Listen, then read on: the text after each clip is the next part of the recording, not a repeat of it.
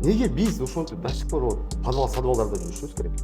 Мындайча айтканда кыргыздар бериге албай жатабыз деген да. Силердин компанияңда такси полный иштеди, экинчи мошенник деп.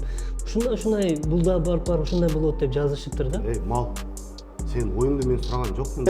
Ал по гарантии кирип, гарантийкасы менен чыкканга 2 ай өттү. Просто турду баягы. Бисмилля. Ассаламу алейкум, урматтуу Салам KG каналынын катталуучулары, YouTube көрөрмандар, барыңыздарга Москва желкесинен салам. Бүгүн бизде өзүңүздөр байкагандай өзгөчө конук, Москвада выкуп, автокредит, лизинг темасында жүргөн Назар мырза, Хан Авто таксопаркынын негиздөөчүсү, Профсоюз YouTube каналынын директору десем дагы болот, а? Назар, ассаламу алейкум. Ассаламу алейкум, урматтуу көрүүчүлөр. Азыр единственное YouTube каналыбыз полностью компания с ребрендингден өтүп полный везде одинаковый логотип Хан Авто алып койгонбуз. Хан Авто? YouTube каналда Хан Авто? Полностью. Полный Хан Авто. Раньше ушундай ошибка кетирип коюпбуз. Баштачы YouTube каналыбызда бир название болуп калып, компаниянын названиясы башкача болуп. Бүгүнкү күндө полностью бизде азыр Хан Авто.ру бар, Хан Авто KG бар YouTube канал и компания название тоже полный Хан Авто болду. Менде биринчи эле суроо, кичине өзүң жөнүндө информация билеличи, өзүң жөнүндө маалымат кичине айтып кетчи. Кандай вопрос? Каерден? Эми каерде туулгансың, каерден болосуң, каякта окугансың? Потому что көп эмелерди билип атабыз, мындай орусча аралаштырып сүйлөсөң, мен муну туура эле түшүнөм. Мен өзүм дагы ошондой мындай кыргызча толук жетпей калат, же лично меники орусчам же толук жетпей калат. Ошону сразу айтып коеюн, заранее айтып коеюн дедим эле да. Чын атым Кожо Назар, 90-жылык болгон. Орской областын Охатский районунда төлөгөн. Жалган болгон, Апшата деген жер бар. Ошол жактан. Сен өзүң да ошол жактан болосуң деп, насколько я теперь знаю, да. Вот. Россияда канча мен 2 жашка толгон белем, толго элек белем, азыр точно айта албайм. Ата-энемдер 80 канчанчы жылдары көчүп кеткен. Барып да жашайт элекмин. 5-класста бир жыл Караванда окугам. Орыс мектеп бар ал жакта. Бир жыл. И после этого полностью бияқта окудум. Десантный кадетский корпуста окудум. С отличием бүттүм. Воронежский институт МВД бүттүм. Андан кийин 5 жыл окудум. Андан кийин Ивон Роста иштедим. Что орчу? Зеленоградта управлениеде. Последняя занимаемая должность министерствода. Полковничий должность иштегем. Академика Волгина, университет имени Кикитте, дүйнө боюнча сатылыкты готовить эткем. 2021 жылдан 2021 эле, по-моему, 21 году по собственному желанию расчет алып чыккам. Звание на капитан дали. Там даже до майора, по-моему, 3 месяца что ли оставалось. Точно не помню, но в 21 году, скорее всего, расчет алып чыккам. Андан кийин уже таксопаркмен заниматься это баштадым. До сегодняшнего дня сейчас руководит компания Хан Авто.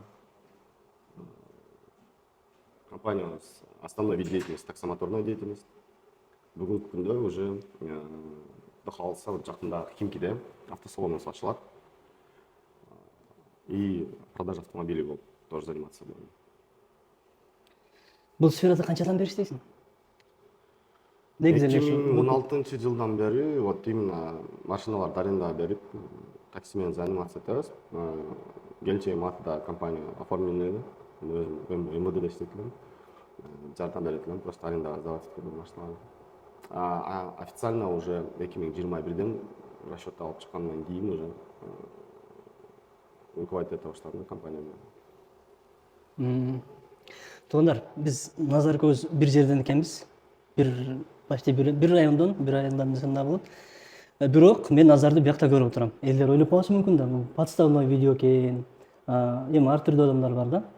Ошон үчүн мен сен өзүң да айтып кетсең болот. Мен биякта азыр биринчи жолу экөөбүз көрүшүп отурабыз, а? Вот, кечээ мурда күн чалып сүйлөштүк, интервьюга келем деп айттым. Мен чынын айтсам даже каяктан экенимди, ким экенимди дагы я не знал до этого, да.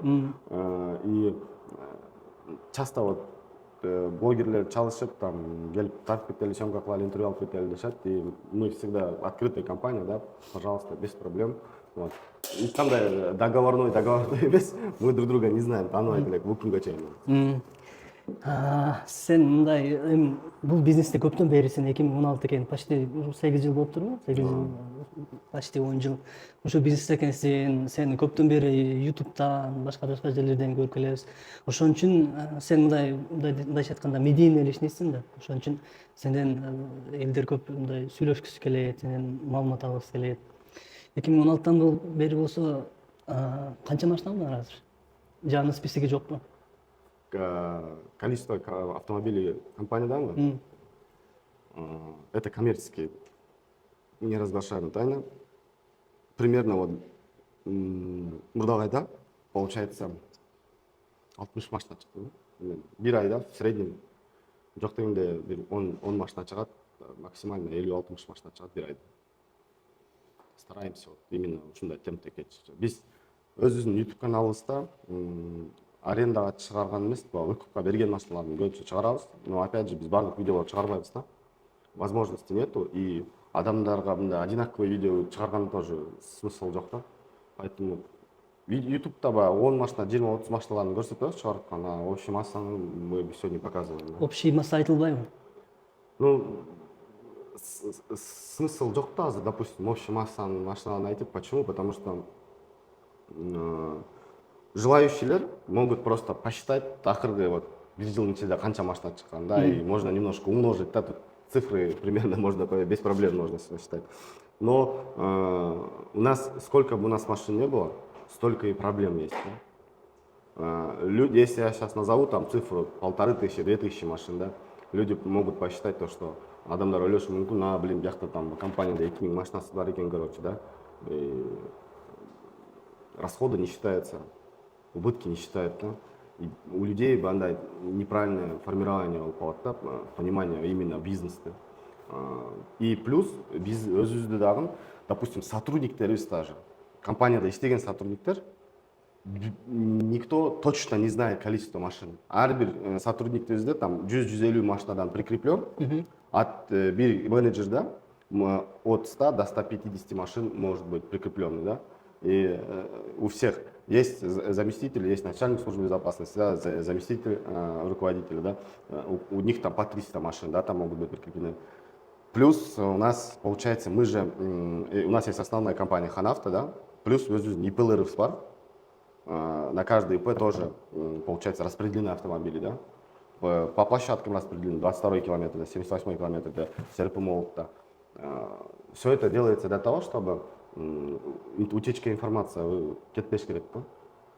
И поэтому с точки зрения безопасности мы не разглашаем, да, вот определенной информации, даже бизнес-сотрудниктерибиз общее количество билбейт. Это для безопасности сделано. МВДда иштедим деп калдың. Канча жыл иштедің МВДда? С 2008 жылдан 2021 чейин. Сен бияка келип эле баягы вайныга тапшырган экенсиң да? Биринчиден 4-чү класска чейин биякта садикке барган, биринчиден 4-чү класска чейин биякта окуп 1 жыл, ата-энемдер Москвага көчүп атканда, мен 1 жыл Воркутадан бияка көчүп аткам. 1 жыл ошо Караванда окуп, эжемде жашап жүргөн. И получается 6-чы класстан бияка келип, уже десантный кадетский корпуска поступать этип, 11-чі класска чейин, вот 5 лет считается, да? 5 жыл окудум. После этого еще 5 жыл. Караван мен чоңойгон жер да. Эң сонун жер. Айтып койсоң, элдерге бир эмеге Апшыратага барсын. Мен үчүн Кыргызстандын эң кооз жери ошол Апшырата. Конечно, Апшырата, ал водопад, до сих пор ученый бар. По-моему, еще не знают, да, ошол каяктан чыгып аткан сууну не могут установить, да. Вот. Поэтому это наша гордость, да, достопримечательность и наше священное место, да. Ал жака көп туристтер барат, өзүң билесиң там. Поэтому вот айтасың, полностью согласен. Ошого барыш керек да. Кыргызстандын эң кооз жери ошо Апшырата болот. Мен үчүн. Көпчүлүгү барган эмес, аны билбейт да. Ладно, темадан кичине алыстап кеттик. Мына сени YouTube'дан эмес, телевизордон дагы көрүп алдык. Мына Россия 1, дагы башка телеканалдардан. Анан дагы бир интервью көрүп алдык. Эме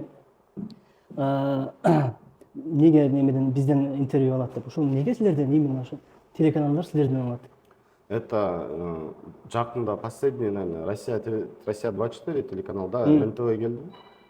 Это шынын айтсам, я вот именно неге бізге келіп алып кетеді, я не понимаю, да? Потому что бізден бөлек тағы таксопарктар бар. Но центральное телевидение бізден интервью алып отқан, скорее всего, алардағы қорқышат қой, левый компаниялардан, алардағы, допустим, біздің ютубымызды көріп, біздің налоговый системаларды көріп, видят то, что біз, допустим, таза іштеп, ешкімді алдабай, честно іштегеніміз үшін, менің ойымша бізге келіп, бізден интервью алады. Ну и плюс еще крупныйраак компаниялардан информация алышса, аларга да выгодныйраак да, потому что полная информация келет да, маалымат. Скорее всего, менин оюм боюнча ошо именно из-за Тааныш билиш деген тема жок аякта. Бизде анча акча жок го, центральный телевидение акча берип интервью алдырган. Это, я не знаю, сколько, даже боюсь себе представить, сколько это стоит, да. Анан зачем бизге ал не метман? Ну, центральный телевидениялардан чыгып интервью берип чыктык, ну а что толку? Ал үчүн ошо акча төлөп, я не знаю, ну мы точно, короче, никому никогда не платили и не собираемся, да, платить за рекламу, скажем так. Өзүбүздүн YouTube каналыбызда Кудайга шүгүр вот жетет бизге, все нормально, рекламабыз. Мына такси бизнеси кандай десем, мындай бир жаман эле жолго баратат да. Баягы выкупка бергендер, арендага бергендер, лизингке чыгаргандар көпчүлүгү банкрот болуп атат менин угушум боюнчачы. А бирок мэрде кече келди, бүгүн келди, элдер келип атат экен да алганычы. Неге мындай?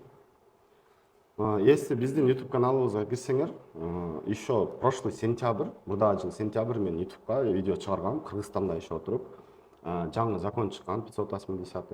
Ал закон боюнча биз полный налоговый бухгалтерияларыбызды баштан надо было наладить, да, то есть как раньше работать уже не получалось. Мамлекет өзүнүн налогторуну алам деди. Соответственно, топтоп алат. И мен айткам, туугандар, вот азыр Москвада бүгүнкү күндө уже где-то бир 100дөй таксопарк калды, да. Ал моментте где-то бир 150дөй таксопарк бар. Именно кыргыздардык этнический. Эми бар таксопарктарды чогултуп, туугандар кегиле, налоговый системаңарды наладить этели, бухгалтерияңарды наладить этели. Ушинтип азыр законно иштеш керек болуп калды Россияда. Мурункудай баандай 1% кылып алып, нулевой отчетность бергендер уже болбойт. Биз Российской Федерацияда жашап атабыз. Это правовое государство. И вот почти 15 жыл МВДде иштеп, мен точно билем, эси мамлекет өзүн алам деди, өзүнүкүн по-любому алат. Ошого жанагы банкрот болгон күндүгө жеткирбейли, давайте заранее, вот закон чыкты, подстроимся под этот закон. Кисатты кылайлы, там самозанятость там и так далее. Полностью наладим для того, чтобы өзүбүздүн водительдерибиз ортодо азыр күйүп калбасын деп. Силер банкрот болуп кетесиңер. Мамлекет өзүнүн акчаларын чыгарып алат. Ортодо банк машиналарын кайтарып алат, ортодо только водительдер күйүп калат. Туурабы? Ошого жеткирбей, давайте вот биригейли, профсоюз болойлу и законно иштейли. Качанга чейин биз ошентип эми мындай азыр мен туура эмес түшүнгөндөр болот да. Ачыгы келгенде азыр любой кыргыздардын кааласаң таксопаркка же сервисиге звонок кылгын. Бир там подвал, гараж, или дворовой баянакай офис, же парковкага кире албайсың, блин.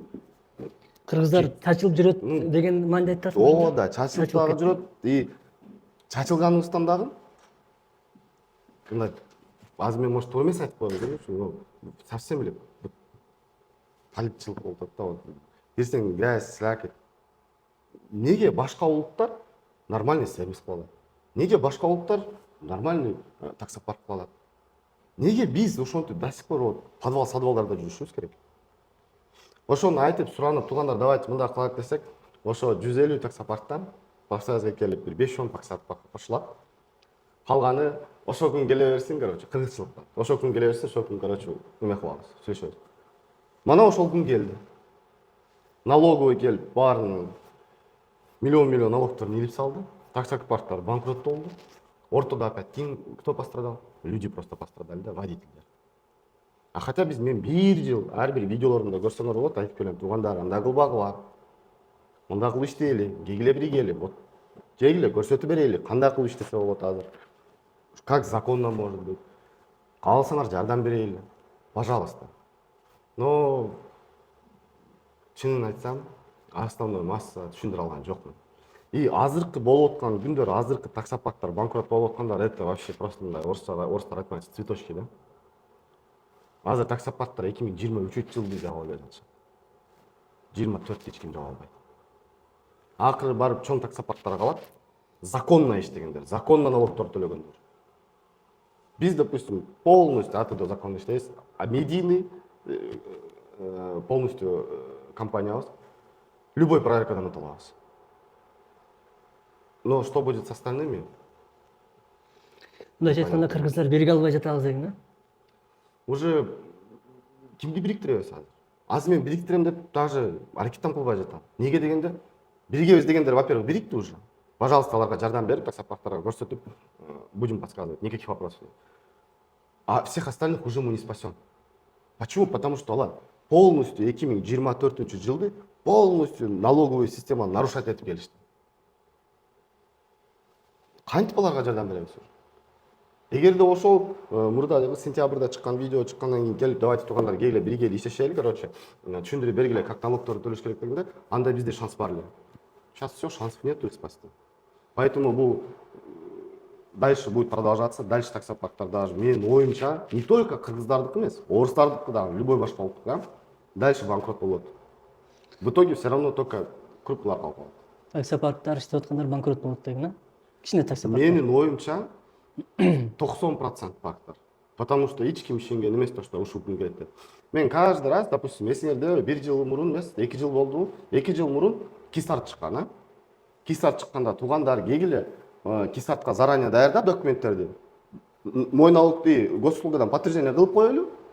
Если вдруг эртең Яндекс жабып койсо, биз бир күндө сразу жумушка чыгып кетебиз. Десем, кандай только комментарий окубадым, кандай только сөз айтылбады. Бунт кылып берем, туруп берем, кете берем. Ничего в итоге. Бир күндө заказдар жабылды. Любой МФЦ кирсең, только кыргыздар очукта туруп калды.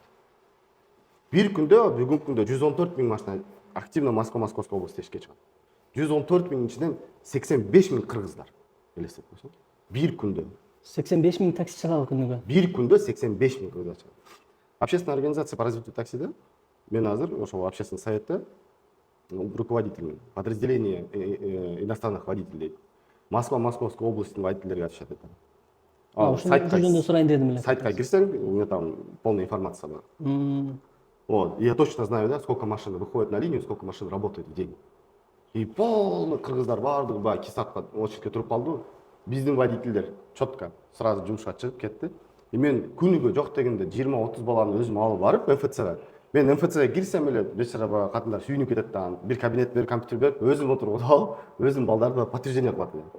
Түнү-күнү барып ошентип жардам берип жүргөнбүз. Самозанятость болду. Туугандар эртең самозанятость келет, ошого документтерди даярдап алайлы. Не болду?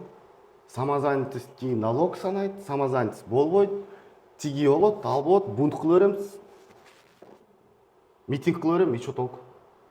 Бир күндө ушундай болуп көрбөштү. YouTube'га кирсеңер, биздин таксопаркта Яндекстин представительдери офисибизде отуруп самозанятость өткөрүп атканбыз. Полный YouTube'га чыгарып көрсөткөнбүз. Хотя биз ошону 1 жыл мурун айтып атканбыз. Ушул күн келет, туугандар, давайте подготовимся деп. Эч ким уккан жокко бизде. Яндекска бир адам барып туруп самозанятость өтүш үчүн 56 минут өтөт. Средний. Биздин офистен 3 минут 6 секундтан өтүп кетет. Билесиз? Уже почти 10 айдан бери айтып келатабыз, туугандар, налоговыйыңарды карап койгула, банкрот болосуңар десем депчи. Бар эме деди, опять. Кыргызча мамиле кылды. Кандай налоговый түшүнөм. Жаңы налоговый система менен иштеш керек эле да. Мамлекеттин налогторун туура төлөш керек эле да. Азыр самозанятый 4% төлөп атканбыз. Жок, ал самозанятый, это касается водителей. А биякта таксомоторка бар. Таксопарк. Это уже таксопарктын жетекчилерге отношение. Понимаешь? Они должны были правильно платить налоги уже. Аны дагы ушундай, тоже 150 канча парк келген. Совещание кылганыбызда. 8 ай мурун. Туугандар, эртең банкрот болосуңар. Эртең налоговый ушинтип сана берет. Кегиле ошону кылып койгула, эртең банкрот болбогула. Не болду? укканы 5-10 парк келип кылып налоговыйды тазаланып алды. Калганы мана эми банкрот болду. 85 миң кыргыз такси экен да? 80. Примерно. Ладно, 80 миң болғанда. Биз кыргыздар бир чоң күч экенбиз да. Именно таксомоторный деятельность кыргыздар полностью алып койгон. Полностью алып тур кыргыздар. Жанагы бойкот деп эми бул өткөн теманы козгогом келбей атат. Бирок 85 миң кыргыз болсо бул биз чоң күч экенбиз да. Мен ойлодум эле андан көп болсо керек, орустар аз болсо керек депчи. Орустар өздөрүнүн Москва боюнча 85 миң болсо жанагы бойкотту жакшыраак эле уштурсак болмок экен да. Биз мындай чоң күч экенбиз да. Я против этого. Мен И түшүнүп турам. противмун, всегда против болом. Бир дагы мен вопросту эсимде жок. Сила менен иш этилгенчи. Вот телевидениялар келип атат интервьюга. Биз ошол жерде айтышка аракет кылып атабыз. Там тот же Азгопко неге Азгопко водитель кирбейт? Просто пассажир кылып койгонсуңар. Запятая кылып туруп водитель кылып койбойсуңарбы? ДТП эмне? Просто водитель ДТП болбойбу? Получается, пассажир ДТП болуп туруп, же водитель адам эмеспи деп. Путевой листиңер неге 12 саатка? Сотрудник ГИБДД гаилер алар бир күн калатпы? 12 саат эмес, 18 саат. То есть уже мамлекетке жеткирип через СМИ аракет кылып атабыз. Жаза турган жерге жазып атабыз. Сурана турган жерге барып суранып атабыз. Ошентип постепенно өзүбүздүн интерестерибизди продвигать этип атабыз. Бойкот, сайкот, ну не решит же ведь ничего. Орустардын блогерлери барбы? Канча блогер канча жылдан бери сүйлөйт эле. Эми название YouTube канал названиесин айтпай эле коеюн, эртең дагы реклама болуп эле алган. Ну вот и чё толку? Баарыбыз билебиз ошол блогерлерди. Канча жылдан бери сасып сүйлөп келип атат. Ну эмне болду? Канча жолу бойкот кылышты. Эмне болду? Значит, не решает, да? Поэтому биз категорически против андай нерсе. Ушул система менен баш ийип иштей бербей дейсиңби? Нет. Эми таксисттер дагы кичине өзүнүн недовольствосун высказывать этип койгонго менин оюмча акысы бар деп ойлойм. Не то, что акысы бар, высказывать этиш керек, но в рамках закона. В рамках закона законный жолу и кандай аны? грамотно. Допустим, тот же сен митингдин, допустим. Митинг эмес. Просто ишке чыкпай койгон. Ты же меня спросил, да? Кандай закон? Тот же митинг, он может быть законным. Никто не мешает, как положено, подать заявку, да, в администрацию. Биз, водительдербиз, ушул күнү, ушул саатта митингге чыгабыз деп. Официально чыксаң болот. Официально элестет там хотя бы 1000 адам официально митинг кылып туруп, ушул улицадан ушул улицага чейин биз басабыз деп чыгарсак, элестет аны новостилерде көрсөтөт. Думага жетет аяка. Ошол реально вот пользаны алып келет. И действительно водительдерди биздин проблемабызды хотя бы угулат элге. Биякта группада отуруп алып, бойкот митинг алып. Биякта биздин чо решило? Биякта биздин лидерибиз жок болуп калды да, ошону организовать эткенчи. Просто эле ишке чыкпай койдук. Аны эми азыр эле водитель ишке чыкпай койду. Бирок эч нерсе чечилген жок. Но тем не менее кичине өзүбүздүн мнениябызды кичине бир кичимдай болсо дагы билдирдик да. Эч кимге билдире алган жоксуңар. Вот элестетиң, мен ал бойкот боюнча, бойкот дедим, э? Кече машиналарды чыгартканда көп блогерлер келип тартып кетти, ошондо уктум аны. Ну, если я не слышал силер компанияңда таксилер полный иштедиби? Никто даже бир сөз дагы группабызда болбойт. Элестет канча адам иштейт бакта. Амандык айтмакчы, силердин водительдериңер циклолор окшойт белки. Андай болушу мүмкүн эмес. Биздин водительдер, менин оюмча, эң грамотныйлар. Неге десең? Это элементарно. Мен доказать ете алам. Биринчиси, биздин машина чыккан, YouTube менен машина чыкканларды карагын. Жалаң басынан комфорт плюс машиналар 3-4 миллиондон турат. Экинчиден, бизде в основном 90% семейныйлар. Бойдоктор аз. Основной масса водительдерибиз 30 плюс возрасттар. 20-18 андай жок. Мындай токтолуп калган дегенди айтасың да? Биздин водительдер мен байкадым, бандай какой-то даже таксопарктын ичинде проблемалар болушса, биригишип туруп, келишип, вовремя решать эткенге аракет кылышат. Мындай сообща, грамотно иштешет да. машиналарын төлей албай калышты, там каска сагаларын просрочка кылып биз машинаны алып койдук. Бир жамаат болуп келишти. 20-30 бала. Вот жигиттер, короче, ушуну төлөй албай калыптыр, просрочка кылыптыр. Эгиле биз мага чогулттук 10 миңден. Төлөп коелу. Назар машинаны берип кой, пожалуйста, дагы бир шанс берейли. Прикинь? Я даже не знал. Өздөрү келишип, ошентип уже канча машиналарды балдарга кайтарып беришип атат. Это значит то, что биздин водительдер, во-первых, объединенный, маанакай, чачылган эмес. Экинчиден грамотный. Эч ким келип алып офисте митинг кылып аткан жок го. Келишип кайтып, давайте биз мына болгону 5 сом буну чогултат экенбиз, чогултуп берип койдук. Туган, сен андай кылба башка. Банкоматка акчаны киргизип бердим, ойноп койдуңбу? Дагы бир билсек, өзүбүз машинаңызды алып туруп, алып келип коебуз бияка Назарга. Понимаешь? Грамотно решает свои проблемы.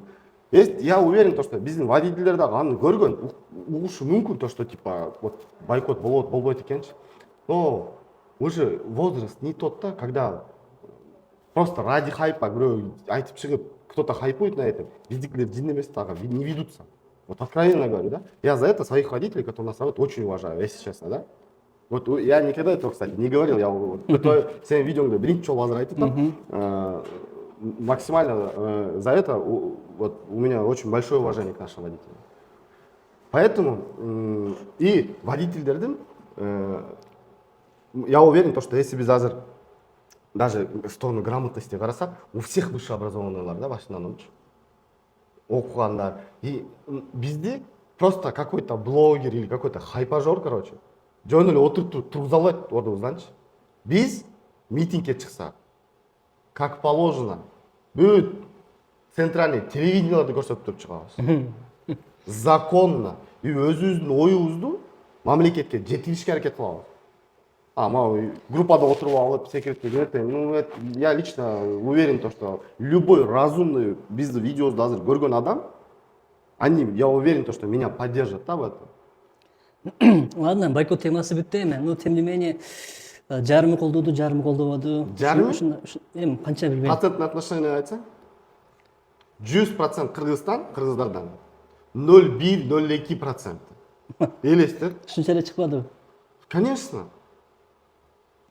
Циклолор деген. Дело не в этом. Дело в том, что, возможно, ошол 0,1-0,2% просто, может, тупойрактыр, түшүнбөйрактыр. То, что вот какой-то митинг деген сөздөн, то, что ничего не решит экен, түшүнбөйт экен. А основной массалар, наоборот, түшүнөт экен да.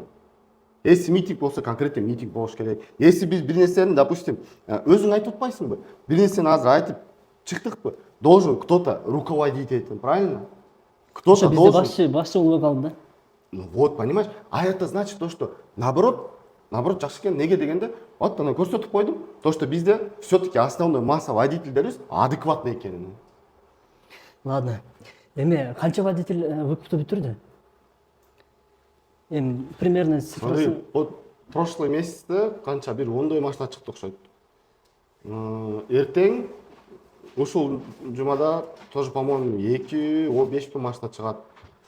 Биз мурун выкупты бүтүргөн клиенттерди көрсөтүп чыгарбайт элек видеого. Вот уже бир ай болду, уже чыгарып атабыз, көрсөтүп атабыз.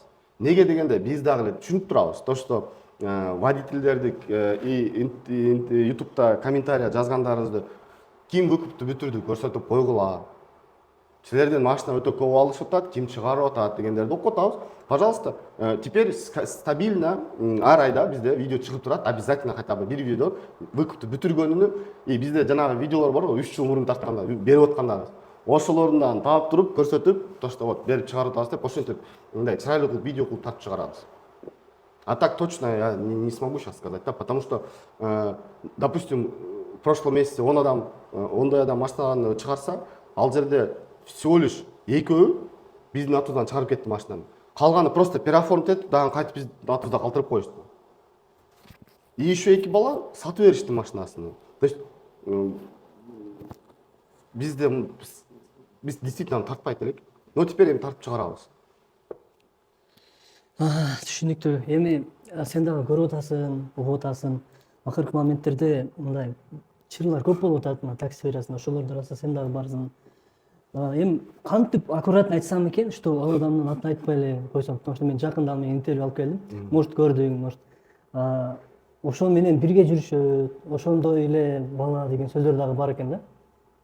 Давай я тебе, мен жана сага айттым, видео башталганда айттым, любой вопросыңды как оно есть задавать et.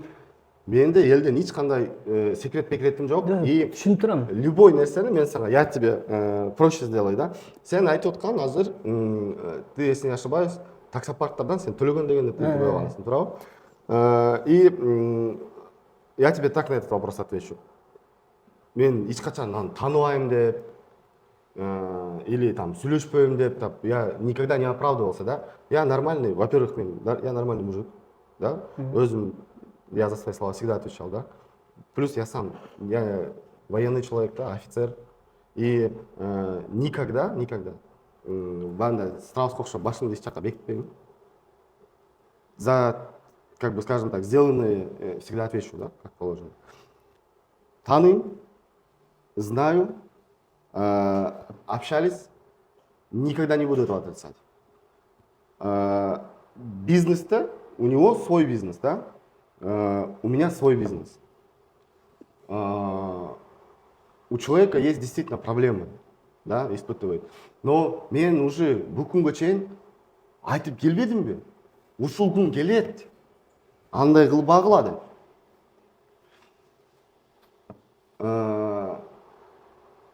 Адамдарга, кандай десем, бандай интрига керек в основном, туурабы? И люди будут пытаться всяческим образом меня провоцировать, да? Но мен андай провокацияларга я никогда не поддамся. Но при этом сидеть там и говорить то, что мен жок, мен там аны тааныбайм. Я все таксопарки знаю. Ар бир таксопарк менен көрүшөбүз, сүйлөшөбүз, жардам келип сурашат. Я никому нет, не говорю никогда.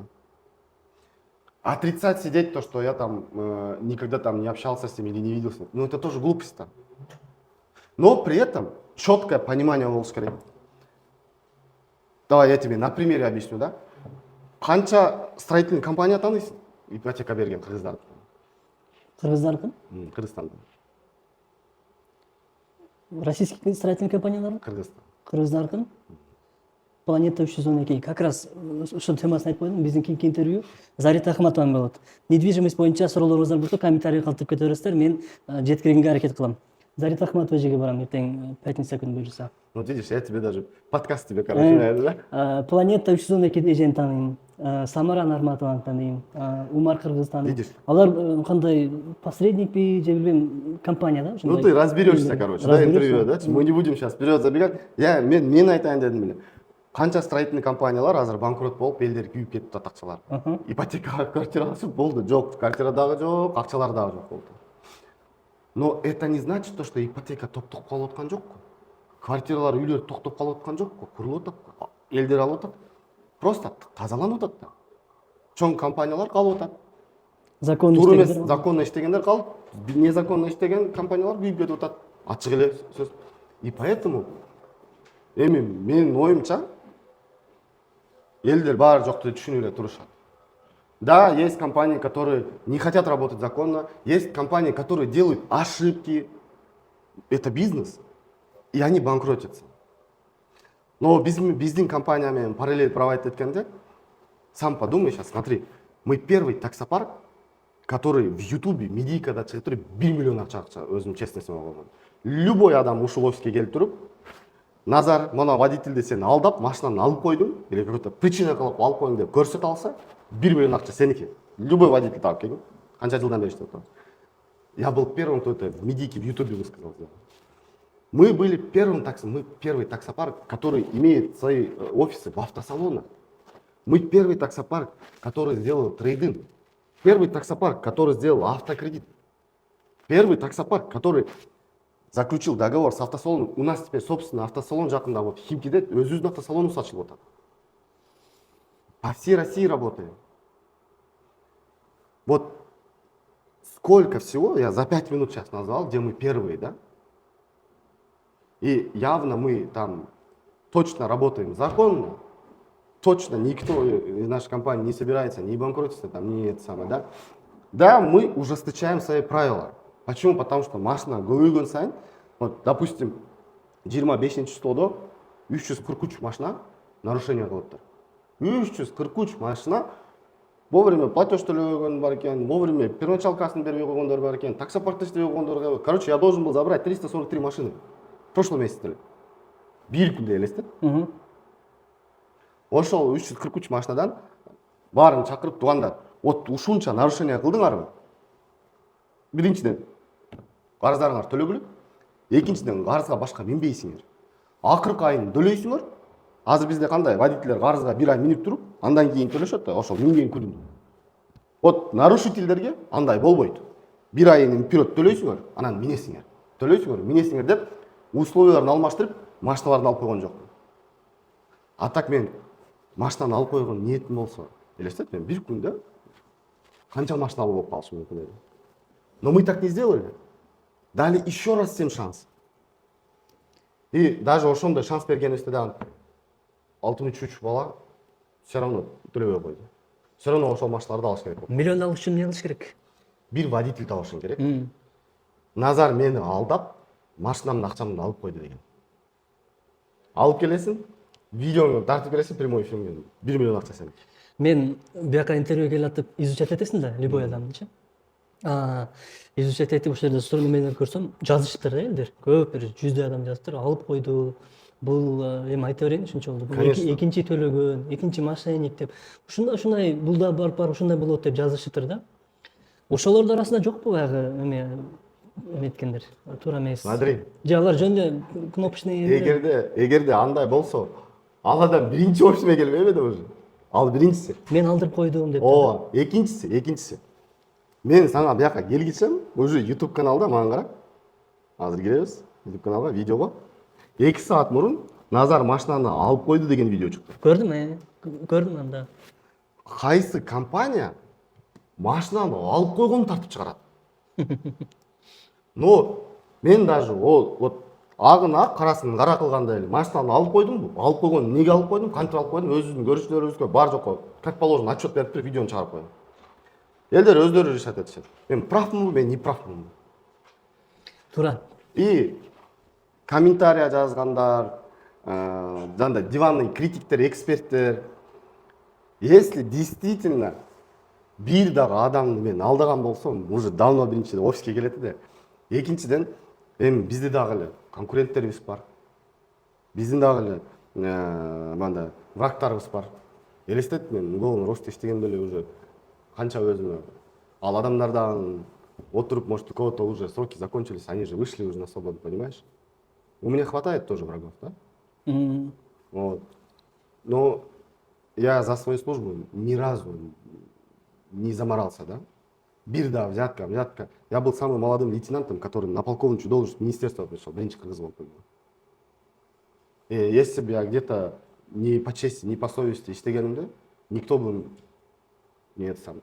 А элдер ойлоп калышы мүмкүн, ал бул биякта жашайт, ата-энелери там протаскивали, короче, золотой мальчик, да? Нет, туугандар, эч качан андай эмес. Менин ата-энелерим жөнөкөй эле адамдар. Атам до сих пор эле ошол эле жумушта иштейт, апам дагы ошол эле жумушта иштейт, мурдагы эле. Жөнөкөй эле семьябыз.